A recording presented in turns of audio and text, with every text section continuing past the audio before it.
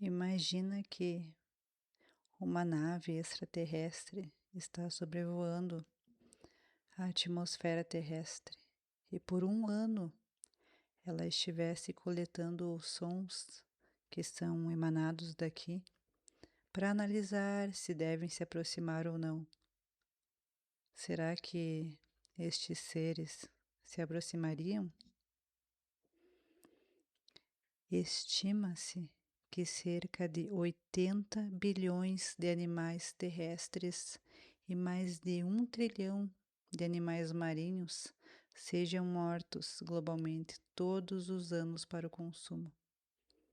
Imagine os sons de todo esse abate, de todo esse sofrimento. No Brasil, que é um dos maiores produtores mundiais, o abate diário ultrapassa 17 milhões de animais, entre frangos, bois e porcos. 17 milhões de animais por dia são abatidos no Brasil. Pessoal, se todos esses sons fossem coletados, eu acho que nenhuma nave se aproximaria do nosso planeta. Eu sei que há um tempo para tudo. Inclusive tem uma frase que diz que se as paredes dos abatedouros, dos frigoríficos, fossem de vidro, ninguém comeria carne. De fato, eu acredito que isso é verdade, porque todo esse assassinato em massa, ele acontece de forma velada. Nós terceirizamos a morte desses animais. Ninguém vai lá com as suas próprias mãos, suas próprias garras e dentes, caçá-los na natureza. Não. Nós terceirizamos o abate desses animais para pessoas assalariadas, pessoas que estão marginalizadas e, e acabam enfrentando esse tipo de trabalho, que é horrível. Há uma pesquisadora em que ela fez um levantamento dos dados de trabalhadores de frigorífico e a constatação foi o que a gente já imagina, nem perto de uma sanidade mental. Imagina como é a cabeça, como fica a cabeça dessa pessoa quando ela deita no seu travesseiro após o turno de trabalho para dormir, após ter passado o dia inteiro assassinando animais um atrás do outro. Será que ela dorme tranquila? Dificilmente. Muitas dessas pessoas elas acabam recorrendo ao álcool, às drogas, para poder amortecer um pouco a sua consciência. Inclusive essas pessoas, essas zonas em que há frigorífico, em que houve esse levantamento de dados, nas zonas que há frigorífico, são zonas mais perigosas e essas pessoas, né, acabam inclusive sendo violentas, por exemplo, o esposo com a esposa na casa, ele acaba batendo na mulher em casa, ele acaba sendo violento com os filhos. Essas pessoas acabam depois cometendo outros crimes. Então há muitas questões aí envolvendo a ética e a bioética em que devemos colocar em jogo, para além da nutrição, não é?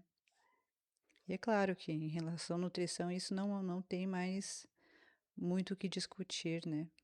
É claro que aqui na Unisofia traremos evidências, traremos conversas, traremos pesquisas para que de fato essas coisas, estes questionamentos sejam sanados para a população em geral e para os nossos alunos, nossos colaboradores, para que possamos de fato juntos caminharmos para a abolição da escravidão animal. Porque essa é um dos maiores motivos É uma das maiores pautas da bioética atualmente. Já houve a luta pelo direito das mulheres, já houve a abolição da escravidão dos negros e agora é chegada a hora da abolição da escravidão animal. Bom, como eu disse antes, há um tempo para tudo, né? Eu, por exemplo, eu nunca tive a pretensão de ser vegana, sabe? Eu, ao menos, né, nem ao menos tive assim muita compleição para comer vegetais. Eu sou natural do Rio Grande do Sul. E aqui o churrasco é a identidade da própria cultura do estado. Quando eu estava na faculdade, eu tinha uma amiga que era vegetariana. E eu não entendia, assim, a decisão dela de ser vegetariana. Porque como que ela poderia abdicar, né, de todos esses prazeres de comer carne? E uma vez eu falei para ela, olha, eu jamais seria vegana porque bacon não dá em árvore. Naquela época, todos os meus pratos, assim, envolviam carne, leite, queijo. Eu comia muita carne naquela época, de fato. Bom, houve um tempo em que as coisas começaram a mudar e foi assim, de forma muito, foi súbito e foi de uma forma inusitada. Eu não sei assim ao certo o que veio primeiro, se foi o contato com a leitura de um livro da filosofia oriental, chamado Dhammapada, ou se foi um sonho que eu tive. Primeiro eu vou compartilhar esse sonho consigo e depois a gente volta para a filosofia oriental, ok? Bem, certa noite eu sonhei que uma vaca estava indo para o abate. Subitamente eu troquei de consciência com essa vaca e era como se eu fosse ela. Eu vivenciava todo o horror, o medo que ela estava sentindo e na hora em que ela estava prestes assim a ser assassinada, eu senti tudo. Foi uma experiência horrível, sabe? Mesmo que tenha sido vivenciada em sonho, foi mesmo terrível. Tudo que ela sentia, eu senti. Eu pude estar de cara a cara com a morte, assim como todos esses animais estão todos os dias. Bem, no dia seguinte eu fui pro trabalho, sentei comer meu bife, como de costume, mas eu já não estava olhando assim para a carne com os mesmos olhos. Até uma colega de trabalho, ela perguntou se estava acontecendo alguma coisa comigo. Daí eu contei para ela o sonho que eu tive, ela disse: "Ih, vai virar vegetariana". E eu falei assim que jamais, né? Mas a verdade é que eu não consegui comer aquele bife e em pouco tempo eu me tornei vegetariana. Nessa época eu era ateia. Daí, talvez pela filosofia oriental de Buda, apresentar o nobre caminho octuplo, eu já vou explicar melhor, que é algo assim que pode ser praticado com atitudes éticas no dia a dia. Acabei ficando encantada com aquela teoria e comecei a buscar a praticar esse nobre caminho octuplo. Eu fiz até um desenho de uma roda com 8 divisões, assim, como se fosse o leme de um barco. E eu escrevi em cada uma das linhas, assim, o, uma das máximas do Nobre Caminho, que são 8, né? Uma delas é a compreensão correta, depois o número 2 do caminho, o pensamento correto, depois a fala correta, depois a ação correta, depois o meio de vida correta, o esforço correto, a atenção correta e a concentração correta. Esse nobre caminho octuplo, se nós praticássemos todas essas atitudes, ela seria a forma, o meio para acabar com o sofrimento. Eu busquei colocá-las em prática. Depois eu me aprofundei mais sobre a doutrina de Buda, li mais, e eu me deparei com um escrito que eu nunca mais esqueci, assim, ele me marcou profundamente. Eu vou ler aqui para vocês. É assim: todos tremem diante da violência. Todos temem a morte. Colocando-se no lugar do outro, não se deve matar, nem levar alguém a matar.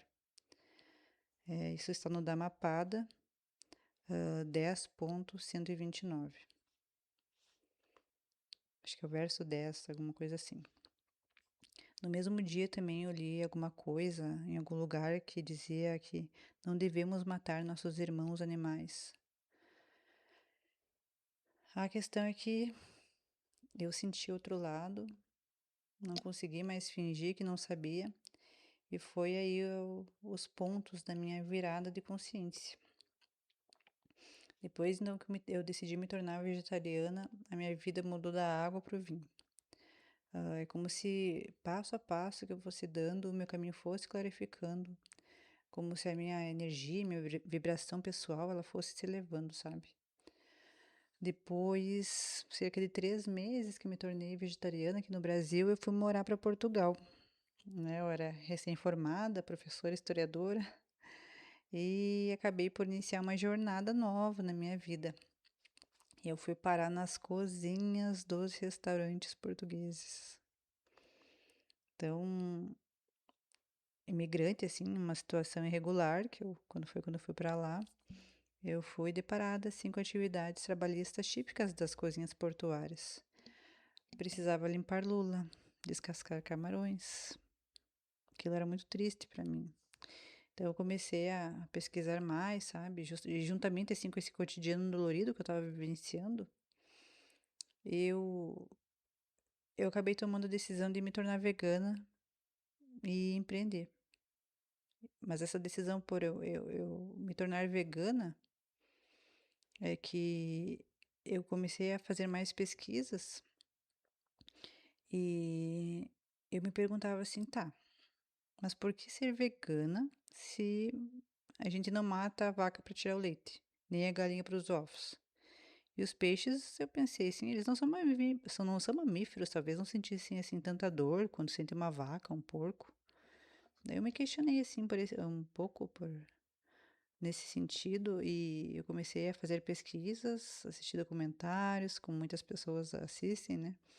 E fui fundo assim, fundo no inferno, como se diz assim, porque a visão que eu tive assim das outras cidades, eu nunca pensei que isso existia assim na face da Terra. Tanto sofrimento, tanta tortura, assassinatos a sangue frio, foi uma coisa bizarra que eu vi, sabe? É realmente, se as paredes dos frigoríficos fossem de vidro, ninguém iria comer carne. E 2 documentários, é claro que foram as viradas de chave, né? Que a carne é fraca e terráqueos. Até digo para você, assista e tire as suas próprias conclusões e impressões. A carne é fraca e terráqueos. São esses os documentários. Bem, depois de tanto tempo, nesse momento eu sou vegan há 10 anos, tenho uma saúde maravilhosa. Empreendi em Portugal, tive restaurante vegano lá, tive experiências maravilhosas. O veganismo está crescendo muito, muito na Europa, nos Estados Unidos. Agora no Brasil o movimento aqui está muito grande. E até eu estou estreitando ainda mais os meus laços com a Igreja Mundial do Messias, que eles têm nós temos, né? Eu também faço parte dessa igreja agora. E a filosofia do veganismo e veganismo cristão, né? É fruto de uma outra religião, que é o que o fundador Meishu Sama chamou, e que é uma religião que é para abraçar o mundo todo, através das premissas que também são do Platão, que é verdade, bem e belo. E o veganismo é uma das pautas principais dessa igreja, né? Eu até chamo mais que uma igreja, é como se fosse um movimento ético, mas é claro que o que importa é a fé. E dentro dessa filosofia religiosa, há o chamado mundo de Miroku, que seria esse mundo do futuro, a nova era, diversas correntes espiritualistas falam hoje em dia sobre a nova era, e ela está próxima, nós estamos literalmente com o pé na nova era, e a nova era será vegana. Não há mais espaço para esse sofrimento, para essas atrocidades.